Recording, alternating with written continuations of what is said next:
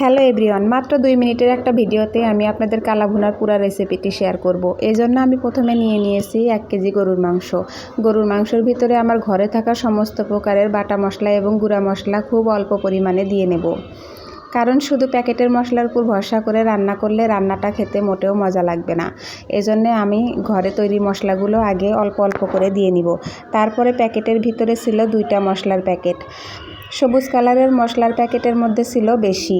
এটা 2 কেজি মাংসের জন্য প্রস্তুত করা ছিল। আমি যেহেতু 1 কেজি মাংস রান্না করব, তাই আমি অর্ধেকটা মশলা নিয়ে নিলাম।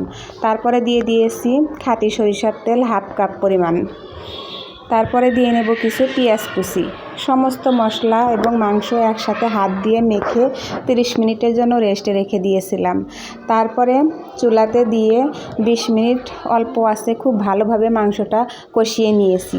তারপর ফুটন্ত গরম পানি দিয়ে দিলাম, দিয়ে আরও রান্না করে নেব 20 মিনিট। তারপর প্যাকেটের ভিতরে ছোট প্যাকেটের অর্ধেক মশলা দিয়ে দেব, কারণ এখানে 1 কেজি মাংস নিয়েছি, এটা আমি আগেই বলেছিলাম। তারপরে আরও 20 মিনিট রান্না করার পর অন্য একটা কড়াইয়ে তেল, পেঁয়াজ, রসুন, জিরা এগুলো বেরেস্তা হতে দেব। যখন বেরেস্তা হয়ে আসবে তখন এই মাংসের মধ্যে নামিয়ে নেব। তারপরে আরও 10 মিনিট দমে রেখে রান্না করব।